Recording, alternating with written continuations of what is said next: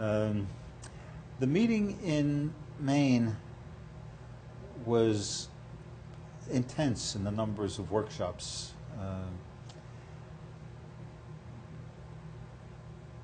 Even undertook one of my favorite subjects, which is not very much undertaken in discussion.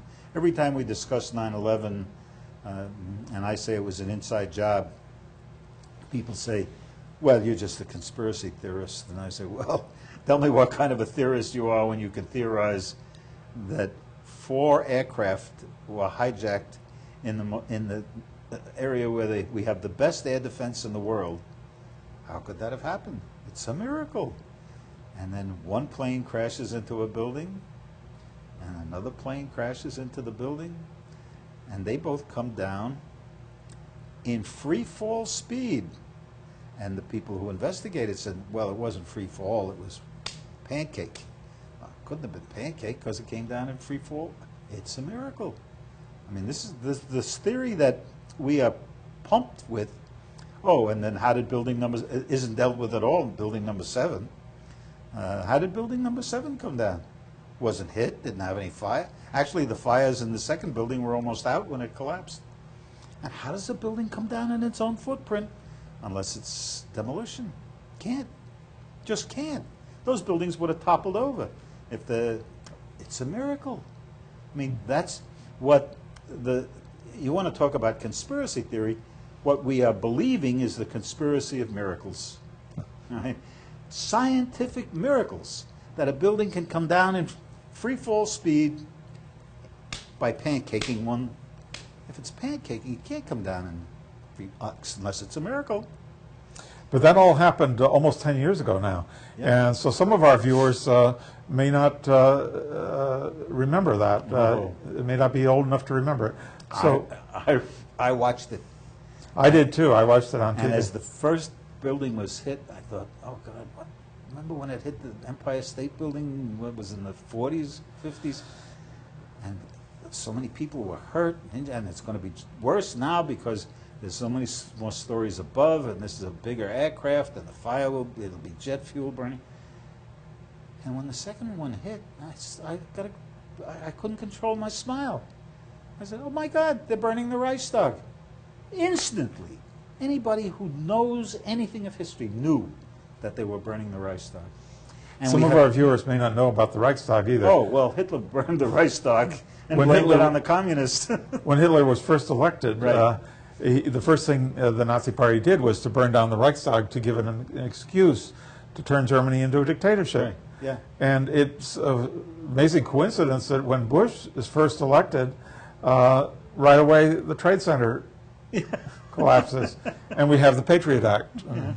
Not that we have a lot. I mean, and Obama's equally. Last night I was reading Information Clearinghouse, and there are a number of very bright people who are taking Obama apart over his recent speech. I had just written a memo to the Socialist Party. He should have done it on the deck of an aircraft carrier and said mission accomplished. But the whole history here is one of genocide, and it's not Bush's genocide. That's the more interesting thing. The woman who brought me to tears was an Iraqi woman who wrote about the United States and what we did to her country, and she starts out saying, "You make me vomit." And then she describes what we did to the electric system, to the water system, the people who we killed. You know, it's up to 1,300,000, over 1,300,000 people that the United States killed in a country of about 20 million people. Right? And 4 million that we drove out as refugees. And how many thousands we've imprisoned with no charges. I mean, she wrote about this, and the Tigris turning red with the blood. It's just, you know, the most ancient civilization, one of the most ancient civilizations, 3,500 years of civilization. And what was it Mahatma Gandhi said? When asked, what is he think of Western civilization, he said it would be nice if they had one. But what you were saying before about controlled demolition, Yeah. what that really means is that the Bush and Cheney planned and orchestrated that Oh, yeah. attack. Well, I think it's broader than that. I think there's lots of new evidence that's just recently come out that shows a connection between the 60 Israeli art students, quote-unquote art students, who were in the United States and were picked up the following day and immediately released. They were all Mossad people. Even if they were involved, though, they couldn't have done it without the power of Right. Bush and Cheney. Right, and without the power of the landlord, the guy who recently bought it before it happened, Silverman.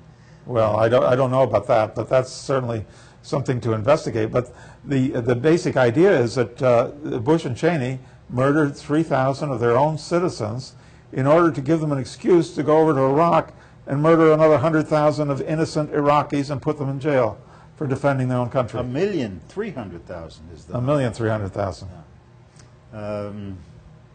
Yeah, and it's not just Iraq. It's what comes around it. You mentioned the Patriot Act, all right, but now how many civil liberties have we lost besides the Patriot Act? I mean, it's now, if you are suspect, you can be assassinated without a judicial hearing on whether you are guilty of any crime or any offense at all. And Obama is even continuing that policy. Oh, that's right. The ACLU just brought a case. He's continuing the rendition policy. And the worst one is that is her name Kagan, the new appointment to the Supreme Court? She was a Solicitor General, and she argued the case that the people who are imprisoned in our prisons around the world should not have any civil rights or liberties. They lost that case with respect to Guantanamo. So Guantanamo is now like the Ritz of our prisons, as bad as it is, and all the people who've died and been held for years without charges and so forth. It's now the cream of the crop, because the rest of them, they can't even get a lawyer to talk to. Can't get the Red Cross. Bagram is probably the best example of that. And our Congress has to take responsibility. Bush doesn't have a tank, a plane, a soldier, anything to go to war with. Obama doesn't have a tank, a soldier, anything to go to war with, unless people like Pat Leahy give him the money to do it. And that's not only true of the wars in Afghanistan and Iraq, that's true of the genocidal war being carried on against the Palestinians for the last 62 years. That goes on because the United States finances genocide. And it finances genocide through the Congress of the United States. Well, if you're elected to the Senate, what will you do to try to turn things around? I can only vote against it, and I can try and hold hearings. And every hearings on military expenditures, I can try and confront the people. You know, you bring a general up to talk about what his needs are. I can ask questions about genocide. They may not like it, but it is genocide. And it's interesting that we had to go to the United Nations to get a whitewash bill. Our troops cannot be charged and brought to trial in Brussels because the United Nations gave us a whitewash. Of course, that doesn't mean a thing, because, I mean, if Germany had, the Nazis had someone to pass a piece of legislation to say you can't prosecute us, that wouldn't stop it. These are crimes against humanity. They're not crimes against law. I think it was Goering said at his trial, we wouldn't be here as defendants if we hadn't lost the war. And Jackson, who was the chief judge of that panel, said, no, you're here because you started the war. And that's exactly the way you have to look at the United States in Iraq, in Afghanistan. I mean, there's a long list of them. Panama, Grenada. Goering was one of Hitler's right-hand men. Yeah, he was the second in command, I guess.